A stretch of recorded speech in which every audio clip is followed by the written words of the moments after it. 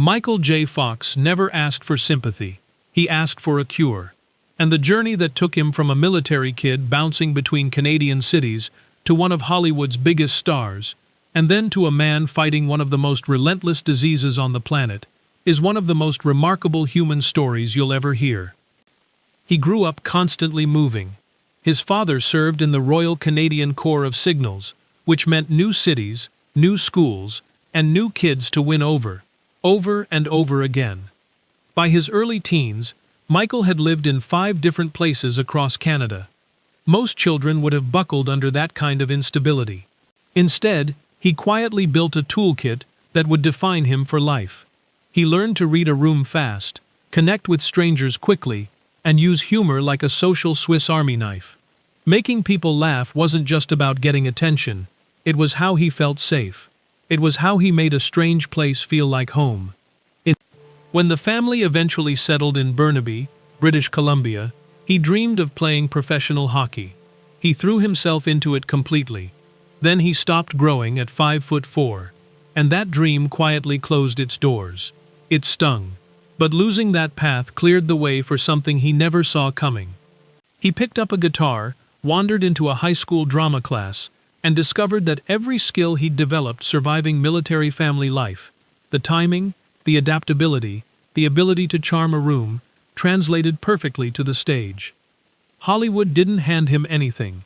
His early auditions ran on confidence and instinct, with small roles in films that didn't exactly set the world on fire.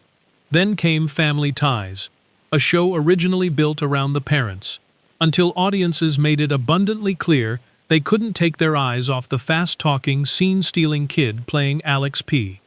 Keaton. The NBC president at the time reportedly said Fox didn't have the kind of face that belonged on a lunchbox. Years later, after becoming one of the defining stars of the 1980s, Michael reportedly sent him a custom lunchbox with a message inviting him to eat his words. It reportedly stayed in the executive's office for years, then came Back to the Future, shot entirely on stolen hours. He filmed the TV show during the day and raced to the movie set at night. He barely slept. He ate in the car. He was running on fumes and belief. When that film hit theaters, it changed everything. He became the face of a generation. He was 29 when the trembling started. A finger twitch here, a hand tremor there. Easy enough to blame on stress or exhaustion, until it wasn't. When doctors confirmed it was Parkinson's disease, the words landed like something impossible. He was young, healthy, and at the peak of everything. He later described walking out of that office, unsure how to face what came next. Telling his wife Tracy was the hardest part. They were newly married, still building their life together. When he finally told her, they cried. He later said it was the first and last time they cried about Parkinson's. After that, they agreed to face it together. But facing it didn't come easily at first. He hid the diagnosis from the public for 7 years, scheduling his medication around film shoots to keep his tremors under control, while privately sinking into fear and, for a period, alcohol. Drinking numbed the terror of a future he couldn't control. The turning point reportedly came in 1992, when Tracy found him passed out on the couch. She didn't shout, she simply looked at him and asked whether this was truly the person he wanted to be. He quit drinking the very next day, and then did the harder work. Therapy, honesty, and slowly learning to live with his illness rather than run from it. In 1998, he went public. The announcement shocked the world, and almost immediately, he channeled that moment into action, founding the Michael J. Fox Foundation for Parkinson's Research. Not as a symbolic gesture, but as an urgent push to fund the science that could one day end this disease for everyone living with it.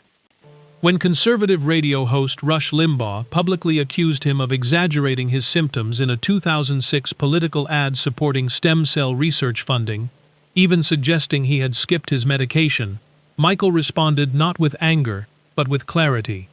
He explained that he had actually taken too much medication, causing dyskinesia, involuntary movements produced by the treatment itself. There was no version of that day, he said, where he looked normal. His calm, factual response became one of the most powerful public education moments about what Parkinson's actually does to a human body. Through all of it, his family has been the constant. Tracy's steady, no-drama strength has anchored him through every new symptom and every hard adjustment. Their 4 children, Sam, twins Aquina and Skylar, and youngest Esme, grew up understanding that Parkinson's was simply part of their family's life. Not something hidden, not something to fear, something to face together, often with humor, always with honesty. At 64, Michael J. Fox has lost some things to this disease, but he has also built something lasting, a foundation, a legacy, and a family that proves that love and purpose can hold steady, even when the body cannot. If this story moved you, hit like and subscribe. There are more stories worth telling.